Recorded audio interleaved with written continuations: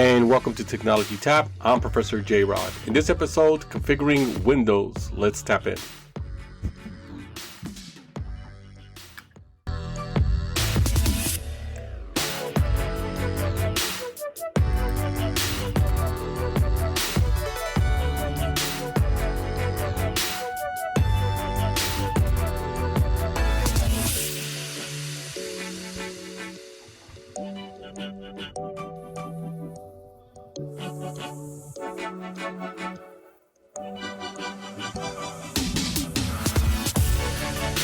All right, welcome back. For those of you who don't know me, my name is Professor J. Rod, and this podcast is about helping students pass the A+, Network Plus, and Security Plus exams, and also, we do a little history of IT, or the history of technology.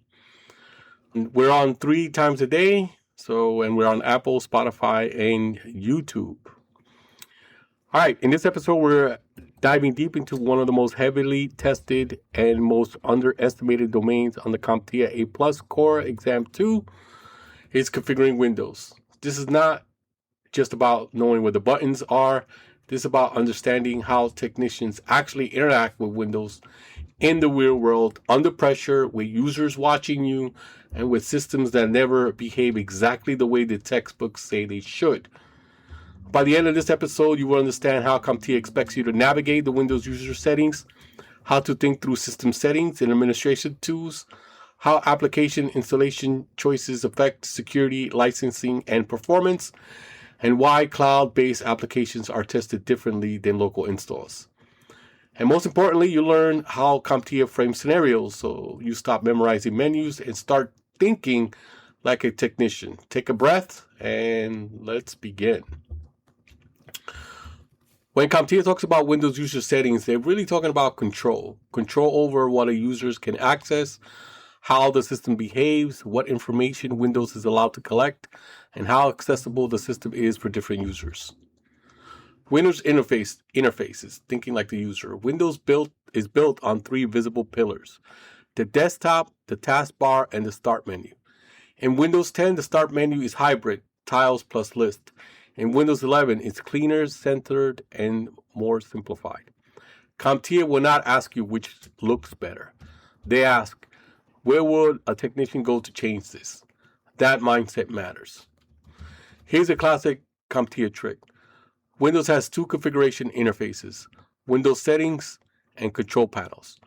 Real technicians use both. If a question says, configure basic system preferences, you want to go to settings. If you want to access legacy applets or advanced controls, you go to control panel. Knowing why both exist matters more than memorizing icons. User accounts define what a user is allowed to do. Administrator accounts can install software, change system settings, manage other users. Standard users accounts can use applications, change personal settings, but not affect the system. CompTIA loves scenarios like, a user needs to install software but should not modify system files. This is not a trick question. This is a permission problem. Privacy settings. Privacy settings control microphone access, camera access, location services, app permissions. A real-world example. A user says, Zoom can't access my microphone. A bad technician just reinstalls Zoom. A good technician checks privacy settings and then the microphone. CompTIA rewards the second technician. Time settings matter more than people realize. Incorrect time zones break authentication, certificates, logs, and cloud synchronization. CompTIA might phase it as security logs are out of sync. The fix is not antivirus, it's time configuration. Ease of access. Ease of access exists for vision, hearing, motor control, and speech. Examples include high contrast mode, magnifier, narrator, and on-screen keyboards. These are not niche features. They are critical in education, healthcare, and government environments. File Explorer. File Explorer does more than open files. It allows technicians to view hidden files, show file extensions, and access system directories. CompTIA loves this scenario. A system file is missing. You can't fix what you can't see. Though I don't like the way the File Explorer is nowadays in Windows 11. Very tough to search for anything. Windows 7, Windows XP, which is the best XP, which is the best version of Windows that they ever had a great way of finding. It had that find files and folders, which was very, very good in finding stuff. The way they do it now is terrible. All right, system settings define how Windows run, but not how it looks. System information and advanced settings. The system page tells you the OS version, the CPU, the RAM, and the activation status. Advanced system settings control performance, virtual memory, and startup and recovery. This is where technicians go when system feels slow, but nothing is broken. Windows Update. Windows Update handles security patches, feature updates, and driver updates. Default behavior is automatic, and CompTIA expects you to know that. If a question asks, what happens if updates are disabled? Think security risk, compliance risk, stability risk. Plug and play. Plug and play means Windows detects hardware, install drivers, and configure devices automatically, which you are so lucky that it does that, because back in the old days, we had to do this on our own. And for the older listeners, you remember the RQ settings, right? Those were terrible. Anyway, but when it fails, the device manager becomes your best friend and manual driver updates are required. Display settings. Display settings include resolution, scaling, refresh rate, and multiple monitors. Sound settings include input devices, output devices, volume levels. CompTIA's question often describe the user hears no audio. The fix is often wrong output device, not broken hardware. They want you to think, how will you fix it? Not just switching the hardware. Should not be your first option. Speaking of option, power options. Power options mode include sleep, hibernate, hybrid sleep, and modern standby. A laptop that drains battery overnight, that's a power state issue, not malware. Administrative tools. These tools separate users from technicians. Event viewer, services, task scheduler, registry editor, computer management. CompTIA does not expect you to master them. They expect you to recognize when to use them. Installing software is never just clicking next, right? First, you got to look at what are the requirements, right? Application requirements. CPU compatibility, RAM, storage, correct OS versions. 32-bit apps can run on a 64-bit system. 64-bit apps cannot run on a 32-bit system. You need to know that distinction in the exam. Distribution mode. Applications may come from app stores, downloadable installers, physical media, and ISO files. Verification matters via digital signatures or hash values. Security questions love this. Licensing violation, right? Because everything needs to be licensed, could lead to legal risk, compliance fines, and audits. Technician must think beyond, does it install, right? No, nowadays you cannot install like free stuff on company's computer. Very rare. It's a compliance issue. That's all it is. It's a compliance issue. So, if you listen to the Netscape episode that I did, we would install Netscape on everybody's computer and not pay the $40, right, that we were supposed to pay. But, when things moved to, being more security conscious and security focused and being audited and having to do with compliance, can't have that anymore. Got to go to Internet Explorer. All right, next, cloud-based applications. Cloud applications change everything. Cloud versus local application. They can synchronize access across devices. It requires the internet and reduces local maintenance. Examples, right? We know them. Microsoft 365, Google Workspace, OneDrive, Zoom. Storage, collaboration, and sync. Cloud storage allows file sharing, a version history, and remote access. But sync failures often come down to permission, bandwidth, and authentication. Single sign-on. Single sign-on reduces password fatigue, help desk tickets, and access error. This is why cloud identity is heavily tested. So configuring Windows is not about memorization. It's about understanding where technicians go, knowing why settings exist, and choosing the simplest correct fix. This is how CompTIA thinks. This is how you, as a technician or a future technician, should think. Right? You gotta think that way. All right, let's do the multiple choice questions. So how we do it is I read the question, I give you the 4 choices, then I read it again, I'll give you 5 seconds, and then I'll give you the answer. All right, question 1. A user reports that an application cannot access the microphone, even though it is installed correctly. What should be checked first? A, reinstall the app. B, Windows privacy settings. C, device manager. Or D, Windows update. I'll read it again. A user reports that an application cannot access the microphone, even though it is installed correctly. What should be checked first? A, reinstall the application. B, Windows privacy settings. C, device manager. Or D, Windows update. And remember, the key word here is what? It's first, right? And we've talked about this in many times about if, when Windows asks for first, it's usually the simplest thing they want you to try first, right? They don't want you to, start tearing the computer apart as the first thing. That's not the first thing that you try, right? So I'll give you 5 seconds. 5, 4, 3, 2, 1. And the answer is B, Windows privacy settings. All right, question 2. A system's event log shows inconsistent timestamps after a user travels internationally. What is the most likely cause? A, corrupt log files. B, malware infections. C, incorrect time zone configurations. Or D, BIOS battery failure. I'll read it again. A system event logs shows inconsistent timestamps after a user travels internationally. What is the most likely cause? A, corrupt log files. B, malware infections. C, incorrect time zone configurations. Or D, BIOS battery failure. Well, what is it asking you? It says, what is the most likely the cause?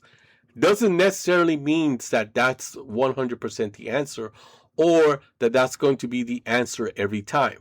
But out of these 4, what's most likely could be the answer, right? And that answer is what? I'll give you 5 seconds. 5, 4, 3, 2, 1. Well, it's C, incorrect time zone configuration. That's the most likely. Doesn't mean that that is, right? It could actually be a malware infection, right? To be honest. But most likely,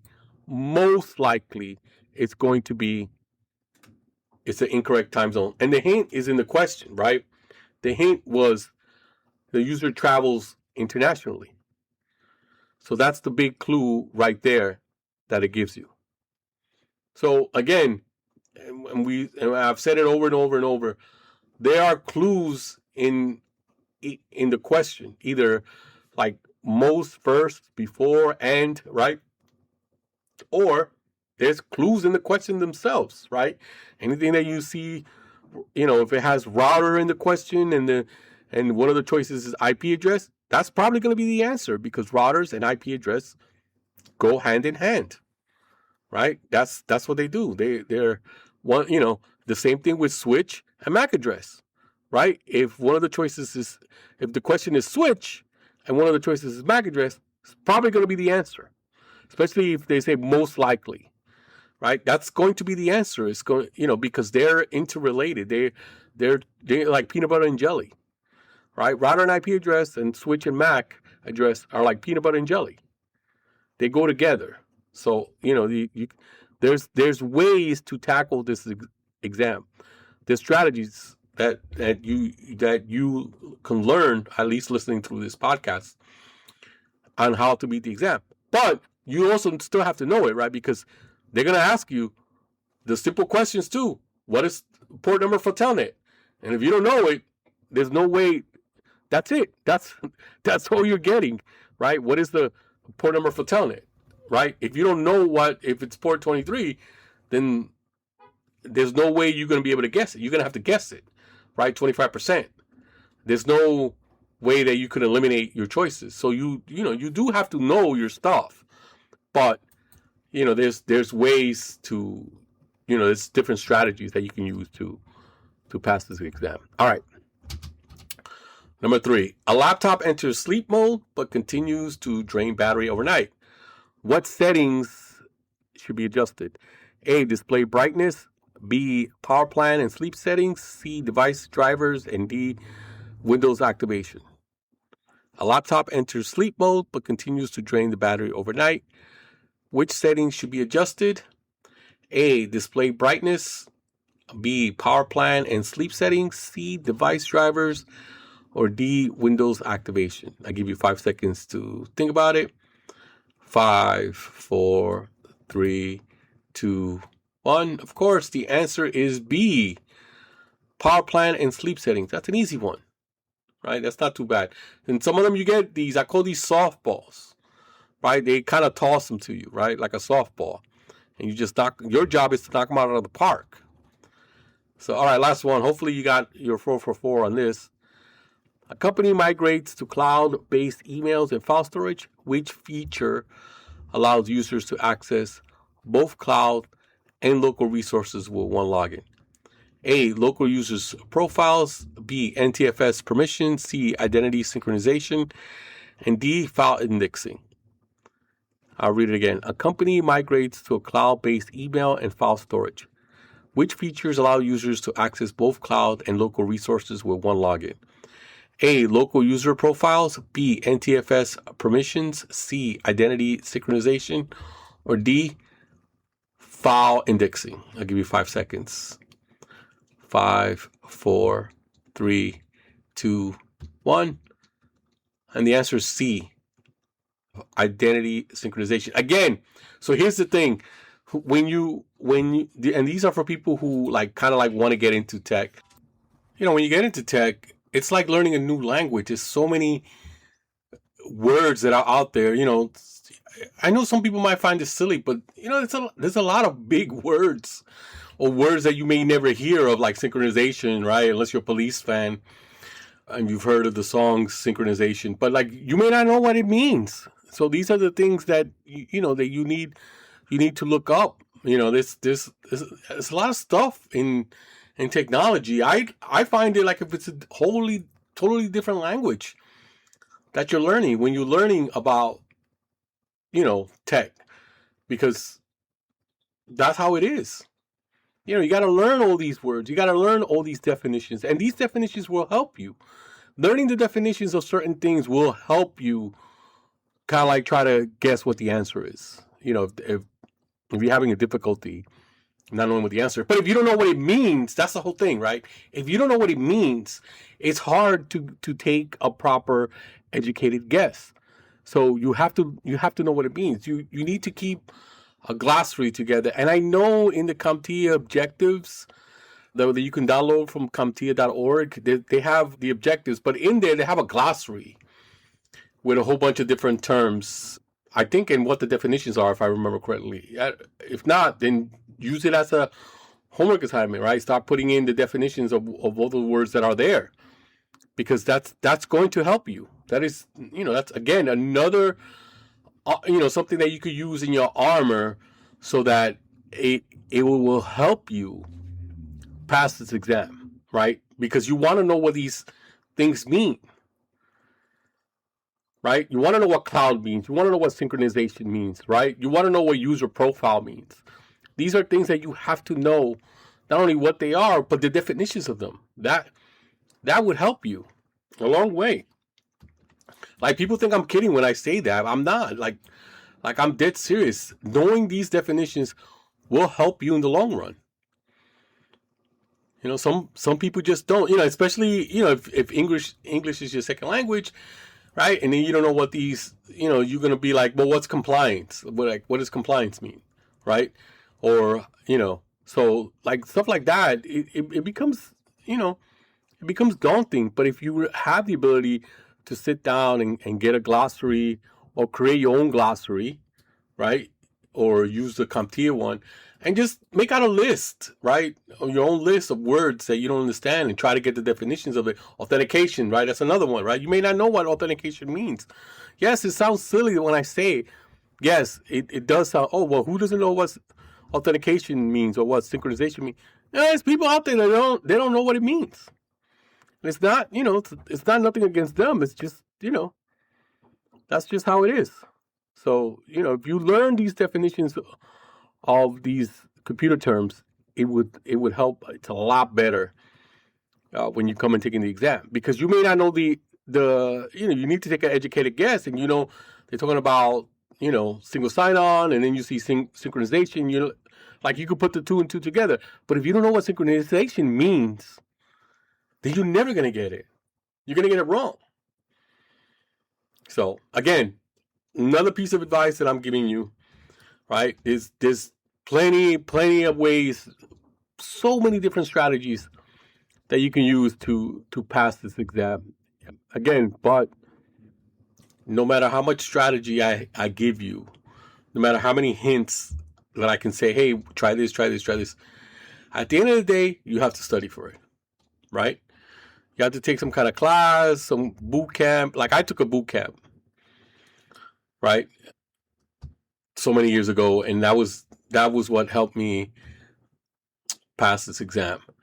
So I don't know if you guys know, there's a guy on YouTube. He's on YouTube, he's on LinkedIn. His name is Andrew, right? He's a big PMP guy. That certification PMP, project management. He's well known for that. I actually took my class with him. I took it in person like 12 years ago. So, and I actually worked for him afterwards, a couple of years after that. So, yeah. So there's, you can do it. And his boot camp was 4 days. 4 days. His A+ boot camp was 4 days, and by the end of the week, I had both, the core 1 and the core 2 already in my pocket at the end of the week. So yeah, you can do it. You just, gotta study, gotta dedicate, you gotta, there's a whole thing that you gotta do. You just gotta be committed, right? Once you get committed, you should be fine. But take all these clues, all these hints, all these strategies that I'm giving you, keep it, write it down, right? And just let that be your guide when you finally decide, like, oh, this is what I want to do. I want to pass the CompTIA A+. Do all these things. Look at all these strategies that I'm giving you. And hopefully, you can write me an email and say, hey, I passed. And speaking of email, you can always email me, professorjrod@gmail.com. You can follow me on TikTok at Professor J Rod. Follow me Instagram at Professor J Rod. Yeah. What else? YouTube. I'm on YouTube, Technology Tap on YouTube. And of course, if you're listening to this, either the Apple, Spotify, YouTube, whatever it is that you're listening to on. All right. This is where we land the plane, right? Configuring Windows is not about memorizing where Microsoft hides buttons this year. It's all about understanding control. Who has it and where it lives and how it affects the system, the user, and the organization. On the CompTIA A+ exam, Windows is the environment. But in the real world, Windows is the workspace. This is where users succeed, where mistakes happen, and where technicians earn their reputation. Every setting we talked about today, privacy controls, accessibility options, power management, application installs, cloud sync, they exist for one reason: to balance usability, security, and scalability. And CompTIA gives you a question, when it gives you a scenario, they're not asking you, do you remember this menu? They're asking you, do you think like a technician? Do you start with the simplest fix? Do you know when a problem is a user level versus a system level? Do you understand when the system settings matter more than the software? That mindset is what separates test takers from professionals. So as you study, don't just ask yourself what the setting does. Ask why it exists, who it affects, and what breaks it when it's wrong.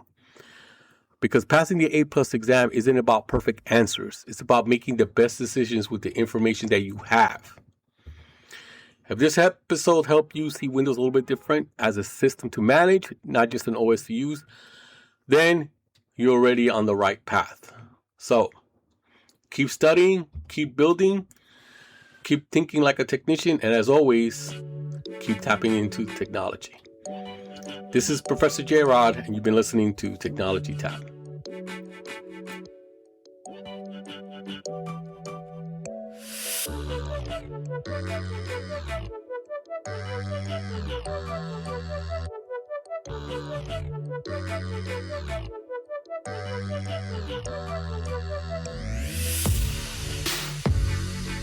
This has been a presentation of Little Cha Cha Productions, art by Sarah, music by Joe Kim.